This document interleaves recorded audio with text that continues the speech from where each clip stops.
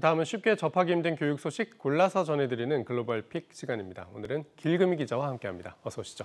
안녕하세요. 네, 첫 소식부터 보겠습니다. 아프간 여학생 도우로 여성 외교관 출동. 자, 이 여성에 대한 탄압이 계속되고 있는 아프간 상황인데 도움의 손길이 좀 오는 겁니까?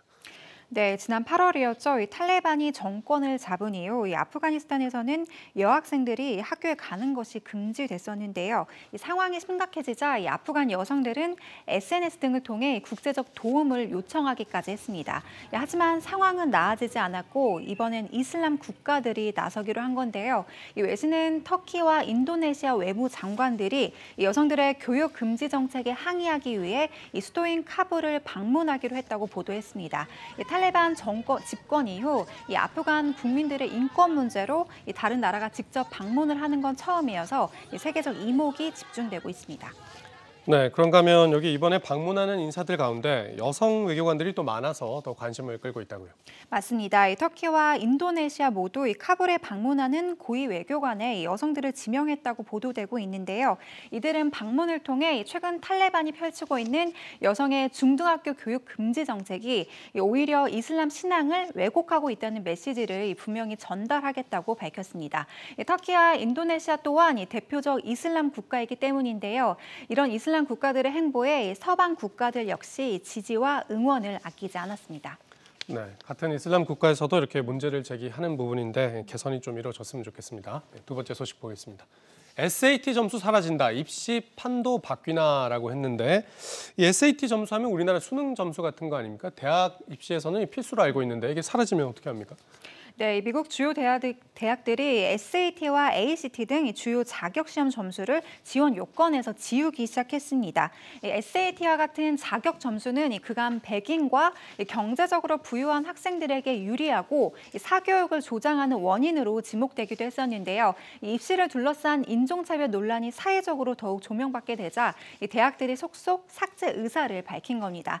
최근 행동에 나선 건 캘리포니아 대학들인데요.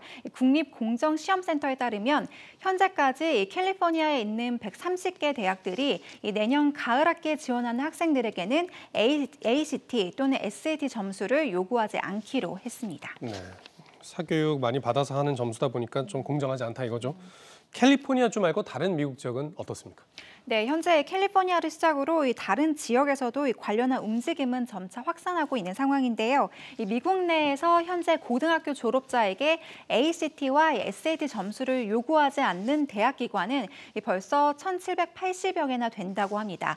지난 2005년 겨우 8개 기관이 머물렀던 것에 비하면 확실히 이 대학 입시 판도가 크게 변하고 있는 것을 확인할 수 있는데요. 전문가들은 또 인종차별 논란 외에 코로나 바이러스 대유행이 이런 시스템 변화를 주도했다고 분석했습니다.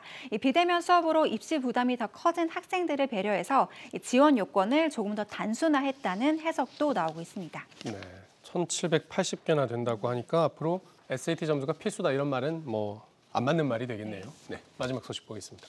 코로나 중증도 침 한 방울로 확인한다. 지금까지는 코로나 검사로 걸렸는지 안 걸렸는지만 알 수 있었는데 또 얼마나 심각한지도 알 수 있는 길이 열린 겁니까?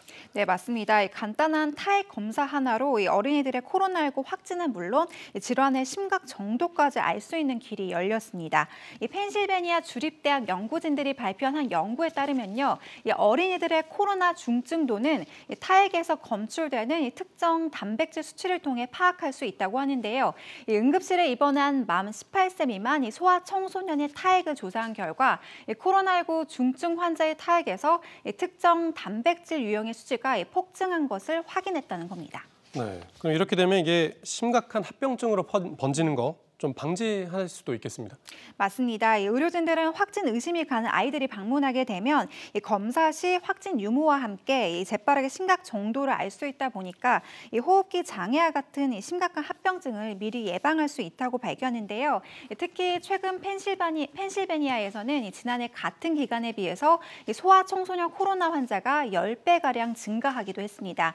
미국 전역의 확진자 가운데서는 아동 확진 비율은 16%를 차지할 정도로 결코 적지 않은 숫자라고 하는데요. 당연히 관련한 중증 환자도 늘고 있는 실정이어서 이번 결과로 이 소아청소년 환자의 치료 실효성을 크게 높일 거라는 기대도 나오고 있습니다. 네, 얼마나 심각한지 확인할 수 있게 됐다는 말이 길이 열렸다. 개그미전 오늘 말씀 잘 들었습니다.